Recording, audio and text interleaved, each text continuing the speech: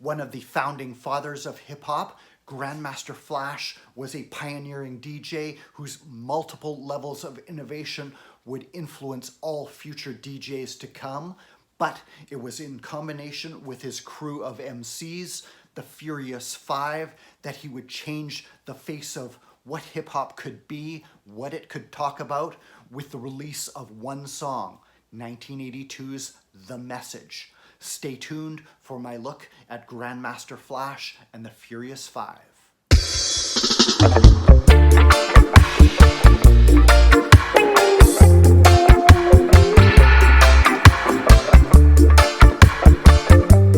Of the three founding fathers of hip-hop, Kool Herc, the originator, had first unlocked the secret of the breaks, or the break beats, these short rhythmic instrumental passages contained within certain records, looping between two records on two turntables to create a seamless flow of music for dancers at his parties, known as B-boys or B-girls, to get down, go crazy to.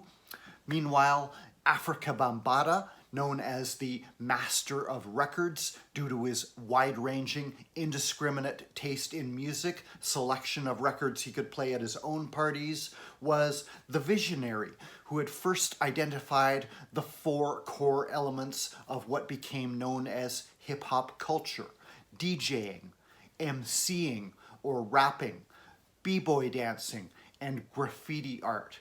He furthermore saw the potential of this culture, the music that arose from it, to uplift, inspire its community, its audience, and build a bridge between them and wider society as a whole. Yet it would be Joseph Sadler, known as Grandmaster Flash, who would have the most profound impact on how hip-hop music was played, performed, presented, an influence that is still pervasive to this day. He was born 1958 in the Bronx, New York, grew up there all his life, part Caribbean background, had a very technical inclination from a very early age, fascinated by electronics, would take small household appliances apart, put them back together to see how they worked, began doing similar things with stereo equipment that he accumulated around the neighborhood, began putting a system together, tinkering with it, seeing how he could make it better. He had also begun attending Kool Herc's parties, observing Herc's merry-go-round technique, as he called it, where he would loop between the breaks on two separate records, try and create a seamless flow of music. But Sadler wanted to see if he could do it better, more efficiently, more precisely, more smoothly, for a more enjoyable musical experience for people at parties. To this end, he began experimenting at home on his own system, getting records, trying to figure out where the breaks were, trying to figure out how to segue between them more seamlessly, more quickly, and he began developing what became known as his quick mix theory. He would identify where the breaks were on a particular record with mathematical precision, segmenting it off and marking the breaks with something as simple as a wax crayon so he could visually see where it was. Finally, he decided he would have to take a leap of faith. He had noticed other DJs would be fumbling with the tone arm, trying to lift it into the right spot where the breaks were. He knew where they were, but how to get to it more quickly, more smoothly was the problem. He finally took the plunge and put his hands directly on the vinyl. He knew where the breaks were, and he could rewind the record manually, either clockwise or counterclockwise, to where he wanted it to go. He had become the master of the turntables of his equipment, playing it like a musical instrument after many hours of practice, breaking needles, starting over again. Yet when he finally debuted these techniques before a live audience, he wasn't successful at first. Crowds were interested. They were curious what he was doing. They were watching, but they weren't dancing. The whole point of it all. He was devastated by his own admission, cried for days, finally figured out what the missing element would be: rapping. He had tried saying a thing here or there on the mic himself while he was DJing, but he didn't really have a good voice for it, and plus he was too busy with the music. As his routines became more elaborate, he would add 2 auxiliary DJs in Busy Bee and Easy Mike to help him out with his routines. And he had also begun something of an open mic night. He had a microphone he would leave on the table for anyone that wanted to pick it up, say a few rhymes while he was playing the music. One night, a aspiring rapper by the name of Keith Wiggins, known as Cowboy, picked up the mic and history was made. Flash credits Cowboy as being the first true MC or rapper, even inventing the term hip-hop itself. Cowboy was on the microphone. He had a pal in the audience who had just joined the army, and Cowboy would do this hip-hop, hip to the hippity hip hop kind of nonsensical marching cadence to kind of tease his friend who was going into the military. The phrase caught on. Even the Sugar Hill Gang, when they released Rapper's Delight, would borrow that hip to the hippity hip hop phrase, use it in the very beginning of Rapper's Delight. But it was Keith Wiggins, Cowboy, who reportedly adopted it first. Cowboy was soon joined by 2 more regular MCs, 2 brothers from around the way by the names of Nathaniel and Melvin Glover. They took the stage names The Kid Creole and Melly Mel, respectively. Cowboy, the lead MC at this point, had the star power, had the looks, the charisma. The ladies loved him, but Kid Creole and Melly Mel in particular would grow into formidable MCs in their own right in the coming years. The group soon coalesced into something of a regular thing, Flash dubbing it the Grandmaster Flash and the 3 MCs.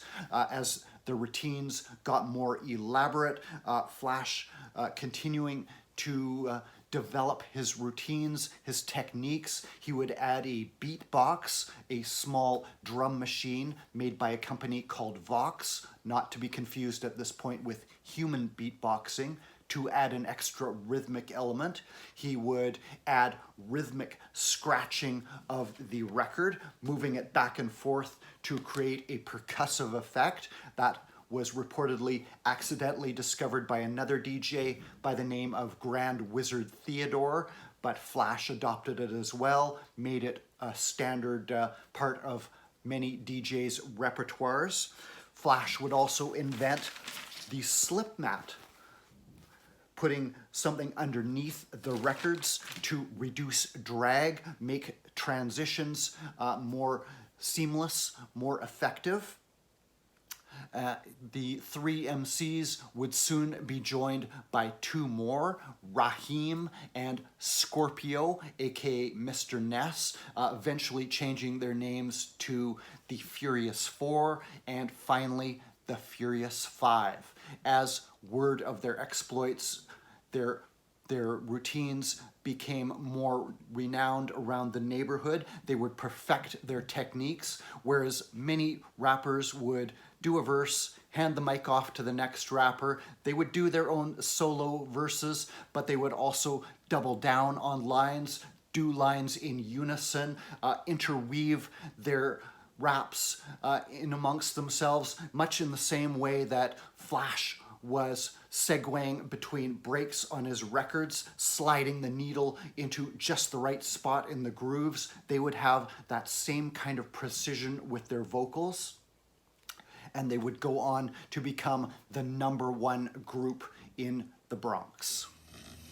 And you were trying to explain to me that the real skill involved in this is not just rapping, but it's also in spinning the records and that nobody comes in the club and tries to spin when Flash is around. Is that right? That's right. Flash is the baddest thing on 2 turntables. Is that right? That's right. Have a good day. The official adventures of the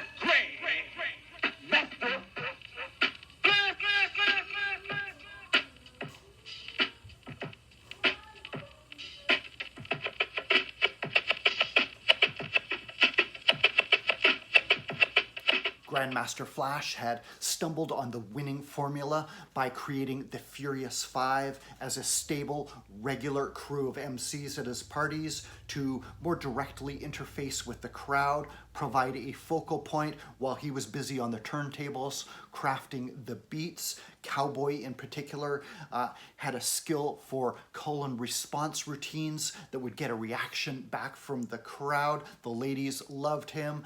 They would get hyped, get excited, ready to party. There would be other MCs Flash would work with as well on a more occasional basis, but the Furious Five would be his A-team. Relations within the group could be volatile at times, several strong personalities at play. Cowboy emerging as something of the enforcer of the group, known to be handy with his fists, would keep anybody in line if they started to stray from the group's goals. If any promoter tried to stiff them on payments, he would be the one that would step in and handle the situation. One show a few years down the line in Des Moines, Iowa, he was even stabbed in just such an altercation. As the word of their popularity grew, other similar groups would start to form, such as DJ Breakout's Funky Four and Grand Wizard Theodore's Fantastic Five.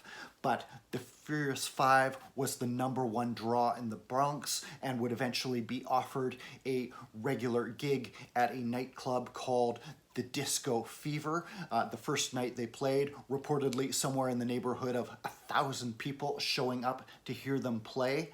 Flash becoming ever more supremely skilled on the turntables, more confident in his abilities. In 1979, when Chic's Good Times was one of the top songs of the moment, he was playing that song at one particular party, hitting the chorus of good times over and over again, then nonchalantly walking away from the turntables before dashing back to hit that phrase one more time on beat, good times, and the crowd losing its collective mind. But that year of 1979, something happened that would change the game forever. Suddenly, a record called Rapper's Delight by a previously unknown group out of New Jersey called the Sugar Hill Gang was on the radio, was selling in unprecedented amounts. Everybody was talking about it. But to Grandmaster Flash and the Furious Five, others who were established performers with respected credentials on the street, it posed something of a challenge, an affront even. Who were these interlopers from New Jersey that nobody had ever heard of before to get their song on the radio? Flash would respond by going to Enjoy Records, a label started up by Bobby Robinson, which was looking to get into the hip-hop game to compete with Sylvia Robinson's Sugar Hill Records. They had put out as their first hip-hop offering the first single by the Funky 4+1, Keep On Rapping and Rocking the House, and Grandmaster Flash and the Furious Five would also join the label, putting out their debut release on Enjoy Records in 1979, Super Rapping, Grandmaster Flash and the Furious Five, 1979. But again, as with the Sugar Hill Records, the music played by a band, including the house drummer Pumpkin. Not much for Flash to do, but the Furious Five firing on all cylinders here, making 5 MCs sound like one as they had honed their vocals to a razor's edge of synchronized precision, doing dance routines on stage, putting out enormous amount of energy. Another song would appear by the Furious Five that year, but credited this time to the younger generation, reportedly just sort of a generic group name. We Rap More Mellow would appear on Brass Records, also in 1979, but it is the Fantastic Five, apparently without Flash. Kind of a deceptive title, as again, the crew is firing on all lyrical cylinders here, and a seamless, almost 10-minute rap. That song, by the way, also appears on the Old School Rarities, the Disco Jams, which came out through the Old School Flavor label. Includes the younger generation, aka Grandmaster Flash and the Furious Five. I believe it is just the Furious Five. We Rap More Mellow. However, most of the hip-hop acts signed by Enjoy Records would eventually give it up and defect over to Sylvia Robinson's Sugar Hill Records, and Flash and the Furious Five would also follow suit. It was a party night, everybody was breaking, the highs was screaming and the bass was shaking, and it won't be long till everybody knowing that Flash was on the beatbox going, that Flash was on the beatbox going, that Flash was on the beatbox going, and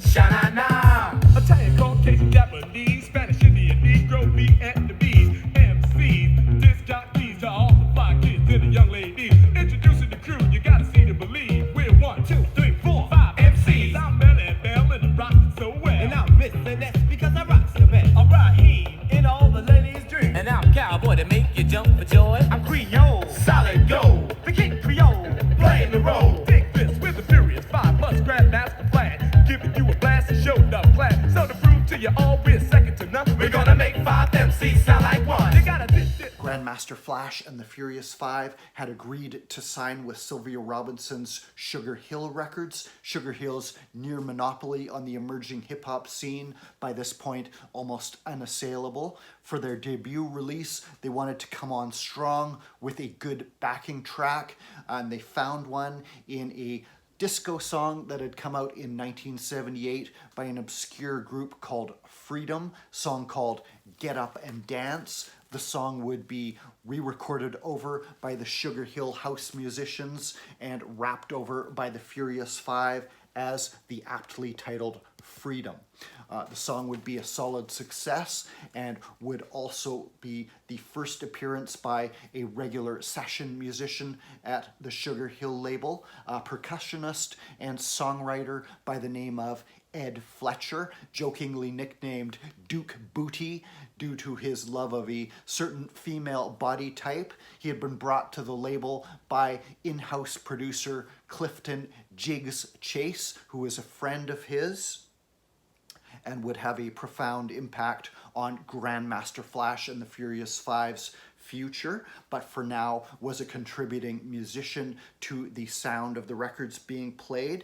Freedom, a solid success, would lead to more 12-inch releases on Sugar Hill by the group, including Birthday Party, Showdown, which feature a collaboration between the Furious Five as the upstarts newly arrived to the label, and their headline stars, the Sugar Hill Gang, as the balance of popularity began to shift away from the Sugar Hill Gang towards the Furious Five, who had a rawer, more street image than the nice guys of the Sugar Hill Gang.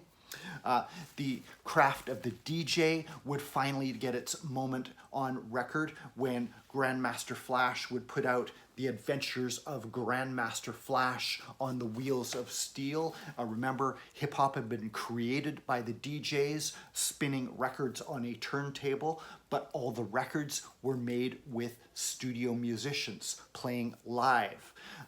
The Adventures of Grandmaster Flash saw him finally make a DJ record, cutting up some of their own tracks cutting between Eighth Wonder by the Sugar Hill Gang, the Furious Five's own Birthday Party, Chic's Good Times, and Queen's Another One Bites the Dust, to finally shine a spotlight on the DJ on a vinyl record itself. The common working method for the Sugar Hill musicians, producers, the artists themselves would be to go out to the clubs, find out what the hot track of the moment was, what was getting people dancing.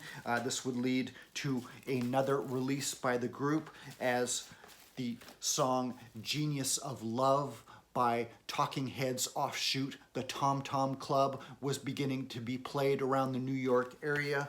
The group would do this over as It's Nasty, Genius of Love, yet another 12-inch single on Sugar Hill Records, released 1981, doing over the music from Genius of Love by Tom Tom Club, and including rapping and seemingly answering hip-hop's detractors, saying that they say our music is nasty.